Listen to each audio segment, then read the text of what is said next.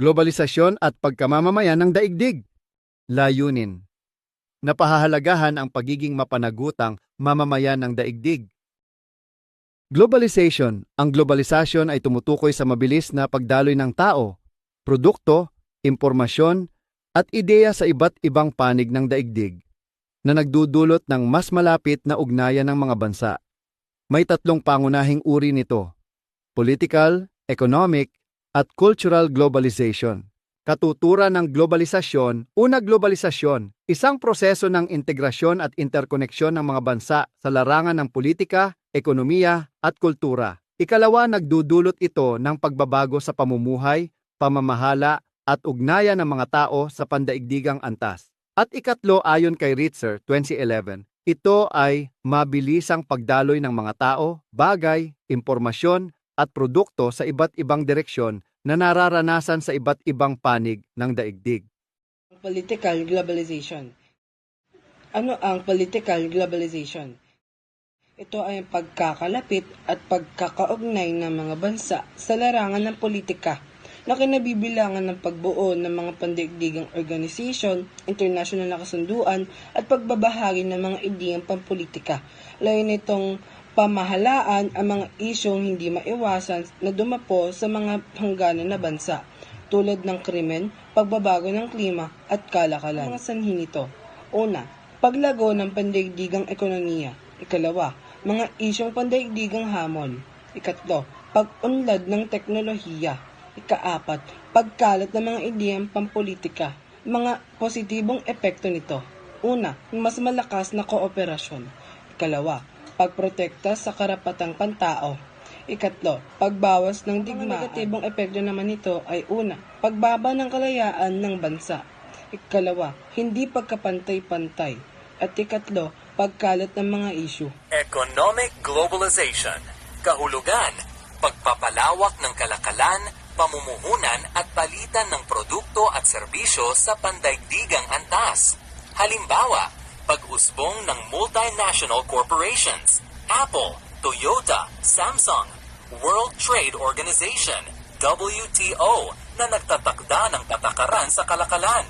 Epekto, nagbibigay ng oportunidad sa ekonomiya, NG, yungit nagdudulot din ng kompetisyon at hindi pantay na distribusyon ng yaman. Cultural globalization. Ano nga ba ang kahulugan ng cultural globalization? Kahulugan, pagpapalitan ng kultura, ideya at pamumuhay sa iba't ibang bansa. Halimbawa, paglaganap ng K-pop, Hollywood films at anime sa buong mundo. Pagbabago sa pananamit, pagkain at lifestyle dahil sa impluwensya ng ibang kultura. Epekto, nagdudulot ng cultural homogenization o pagiging magkakawig ng kultura, ngunit maaari ring magbunsod ng cultural diversity at mas malawak na pag-unawa sa iba't ibang tradisyon. Katuturan sa Global Citizenship. Global Citizenship ay isang konsepto na naglalayong habugin ng mga tao bilang responsibilidad ng kasapi ng buong mundo. Hindi lang ang kanilang lokal na pamayaan, binigyan nito ang pagkapantay-pantay, pakikipag-ugnayan at kooperasyon sa iba't ibang kultura at bansa. Ayon sa UNESCO, ito ay nakabatay sa tatlong domain ng pagkatuto. Una, ang cognitive, kaalaman sa pag-unawa sa mga pandaigdigang issue. Pangalawa, socio-emotional, pagpapalaga sa salubin at kasanayang panlipunan para sa mapayapang pakikimuhan.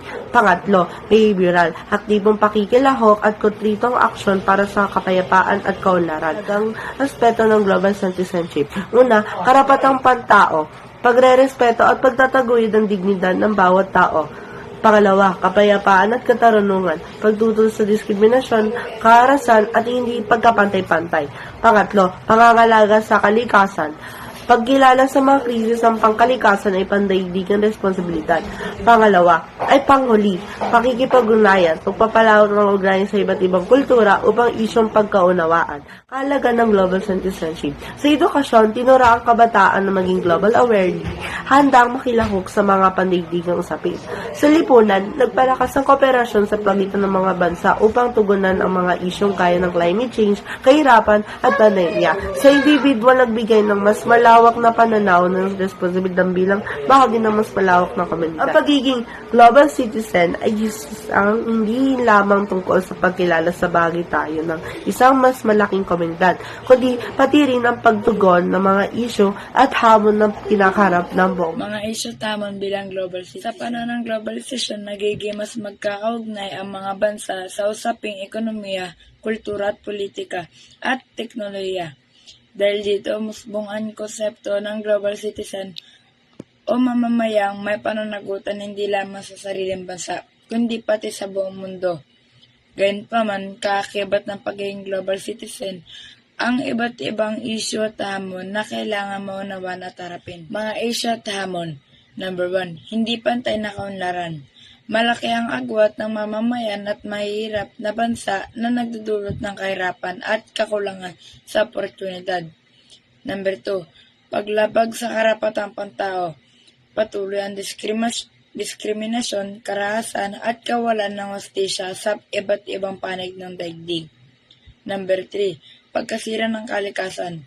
Climate change, polusyon at pagkakaubos ng likas na yaman ay seryosong banta sa buhay ng tao at kalikasan. Isyong pangkapayapaan at seguridad, digmaan, terorismo at alitang pampolitika ang humahadlang sa pandaigdigang kapayapaan. Number 5. Hamon ng teknolohiya at impormasyon. Fake news, cybercrime at hindi pantay na akses sa teknolohiya ang nagiging suliranin sa tamang impormasyon. Sa wakas, bilang global citizen, mahalagang magiging mulat sa mga isyong pandaigdig at makilahok sa mga solusyong nagtataguyod ng kapayapaan, katurungan at pangangalaga sa kalikasan para sa ikabubuti ng buong mundo. Narito ang pamprosesong tanong. 1. Ano ang globalisasyon at paano nito binabago ang ugnayan ng mga bansa sa daigdig? 2. Paano naaapektuhan ang globalisasyon sa pamumuhay ng mga tao sa iba't ibang bansa? 3. Ano ang kahulugan ng cultural globalization? 4. Ano ang cultural homogenization at paano ito nauugnay sa cultural globalization? 5. Magbigay ng isang positibong epekto ng political globalization. 6. Magbigay ng isang negatibong epekto ng political globalization. 7. Ito ay tinuturuan ang kabataan na maging globally aware at handang makilahok sa mga pandaigdigang usapin. 8. Ito ay ang pagrespeto at pagtataguyod ng dignidad ng bawat tao. 9. Magbigay ng isang halimbawa ng isyong pampolitika na nararanasan ng iba't ibang bansa. 10. Ano ang isang hamon sa kalusugan na nararanasan ng maraming bansa sa kasalukuyan?